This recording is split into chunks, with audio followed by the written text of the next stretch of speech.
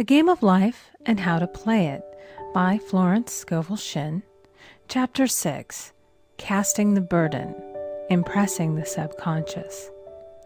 When man knows his own powers and the workings of his mind, his great desire is to find an easy and quick way to impress the subconscious with good, for simply an intellectual knowledge of the truth will not bring results. In my own case, I found the easiest way is in casting the burden. A metaphysician once explained it in this manner.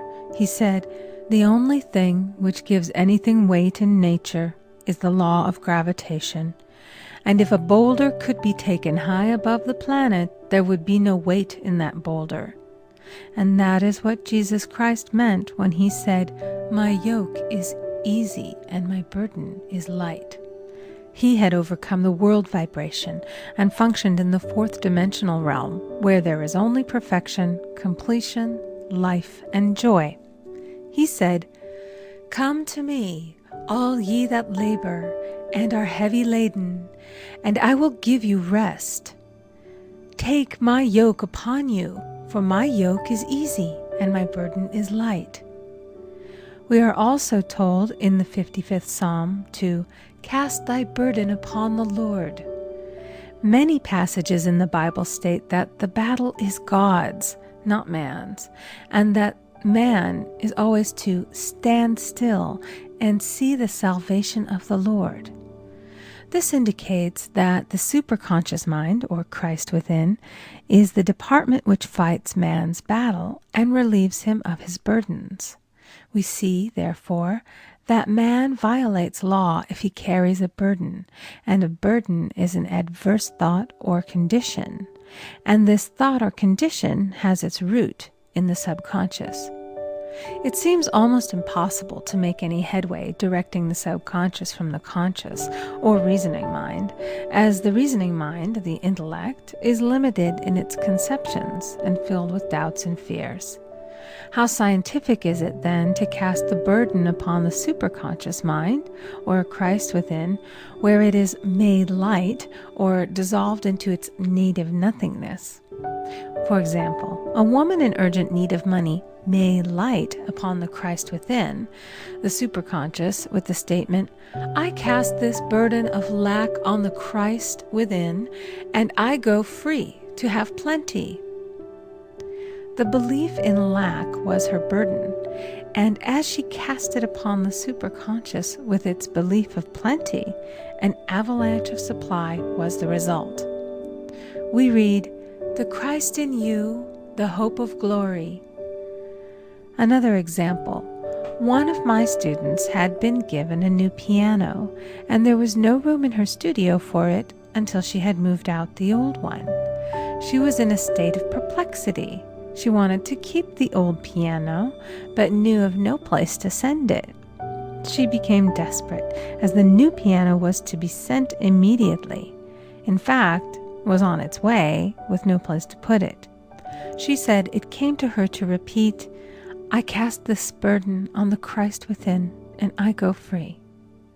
A few minutes later, her phone rang, and a woman friend asked if she might rent her old piano, and it was moved out. A few minutes before, the new one arrived. I knew a woman whose burden was resentment. She said, "I cast this burden of resentment on the Christ within, and I go free to be loving, harmonious, and happy." The almighty superconscious flooded the subconscious with love, and her whole life was changed. For years, resentment had held her in a state of torment and imprisoned her soul, the subconscious mind. The statement should be made over and over and over, sometimes for hours at a time, silently or audibly, with quietness but determination. I have often compared it to winding up a Victrola. We must wind ourselves up with spoken words. I have noticed in casting the burden, after a little while, one seems to see clearly. It is impossible to have clear vision while in the throes of carnal mind. Doubts and fear poison the mind and body, and imagination runs riot, attracting disaster and disease. In steadily repeating the affirmation, "I cast this burden on the Christ within and go free," the vision clears, and with it a feeling of relief, and sooner or later comes the manifestation of good, be it health, happiness, or supply. One of my students once asked me to explain the darkness before the dawn. I referred in a preceding chapter to the fact that often, before the big demonstration, everything seems to go wrong, and deep depression clouds the consciousness. It means that out of the subconscious are rising the doubts and fears of the ages. These old derelicts of the subconscious rise to the surface to be put out.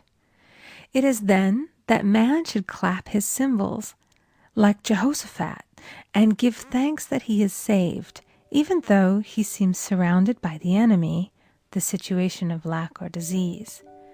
The student continued, "How long must one remain in the dark?" And I replied, "Until one can see in the dark." And casting the burden enables one to see in the dark. In order to impress the subconscious, active faith is always essential. Faith without works is dead. In these chapters, I have endeavored to bring out this point. Jesus Christ showed active faith when he commanded the multitude to sit down on the ground before he gave thanks for the loaves and the fishes. I will give another example showing how necessary this step is. In fact, active faith is the bridge over which man passes to his promised land. Through misunderstanding, a woman had been separated from her husband, whom she loved deeply. He refused all offers of reconciliation and would not communicate with her in any way. Coming into the knowledge of spiritual law, she denied the appearance of separation. She made this statement: "There is no separation in divine mind. Therefore, I cannot be separated from the love and companionship which are mine by divine right." She showed active faith by arranging a place for him at the table every day, thereby impressing the subconscious with a picture of his return. Over a year passed, but she never wavered, and one day he walked in. The subconscious is often impressed through music. Music has a fourth dimensional quality and releases the soul from imprisonment. It makes wonderful things seem possible and easy of accomplishment. I have a friend who uses her Victrola daily for this purpose. It puts her in perfect harmony and releases the imagination. Another woman often dances while making her affirmations. The rhythm and harmony of music and motion carry her words forth with tremendous power. The student must remember also not to despise the day of small things. Invariably, before a demonstration come signs of land. Before Columbus reached America, he saw birds and twigs, which showed him land was near. So it is with a demonstration, but often the student mistakes it for the demonstration itself and is disappointed. For example, a woman had spoken the word for a set of dishes. Not long afterwards, a friend gave her a dish which was old and cracked. She came to me and said, "Well, I asked for a set of dishes, and all I got was a cracked plate." I replied, "The plate was only signs of land. It shows your dishes are coming. Look upon it as birds and seaweed." And not long afterwards, the dishes came. Continually making believe impresses the subconscious. If one makes believe he is rich and makes believe he is successful, in due time he will reap. Children are always making believe, and except ye be converted and become as little children, ye shall not enter the kingdom of heaven. For example, I know of a woman who was very poor, but no one could make her feel poor. She earned a small amount of money from rich friends who constantly reminded her of her poverty and to be careful and saving. Regardless of their admonitions, she would spend all her earnings on a hat, or make someone a gift, and be in a rapturous state of mind. Her thoughts were always centered on beautiful clothes and rings and things, but without envying others.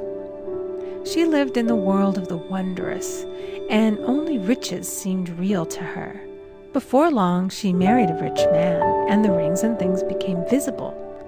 I do not know whether the man was the divine selection, but opulence had to manifest in her life, as she had imaged only opulence. There is no peace or happiness for man until he has erased all fear from the subconscious. Fear is misdirected energy and must be redirected or transmuted into faith. Jesus Christ said, "Why are ye fearful, O ye of little faith? All things are possible to him that believeth."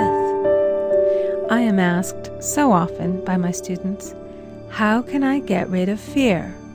I replied, "By walking up to the thing you are afraid of." The lion takes its fierceness from your fear. Walk up to the lion, and he will disappear. Run away, and he runs after you. I have shown in previous chapters how the lion of lack disappeared when the individual spent money fearlessly, showing faith that God was his supply and therefore unfailing. Many of my students have come out of the bondage of poverty and are now bountifully supplied through losing all fear of letting money go out. The subconscious is impressed with the truth that God is the giver and the gift. Therefore, as one is one with the giver, he is one with the gift. A splendid statement is, "I now thank God the giver for God the gift." Man has so long separated himself from his good and his supply through thoughts of separation and lack that sometimes it takes dynamite to dislodge these false ideas from the subconscious, and the dynamite is a big situation. We see in the foregoing illustration how the individual was freed from his bondage by showing fearlessness. Man should watch himself hourly to detect if his motive for action is fear or faith. "Choose ye this day whom we shall serve," fear or faith. Perhaps one's fear is of personality. Then do not avoid the people feared. Be willing to meet them cheerfully, and they will either prove golden links in the chain of one's good, or disappear harmoniously from one's pathway. Perhaps one's fear is of disease or germs. Then one should be fearless and undisturbed in a germ-laden situation, and he would be immune. One can only contract germs while vibrating at the same rate as the germ, and fear drags men down to the level of the germ. Of course, the disease-laden germ is the product of carnal mind, as all thought must objectify. Germs do not exist in the superconscious or divine mind, therefore are the products of man's vain imagination. In the twinkling of an eye, man's release will come when he realizes there is no power in evil. The material world will fade away, and the fourth dimensional world, the world of the wondrous, will swing into manifestation. "And I saw a new heaven and a new earth, and there shall be no more death, neither sorrow nor crying, neither shall there be any more pain, for the former things are passed away." End of chapter 6.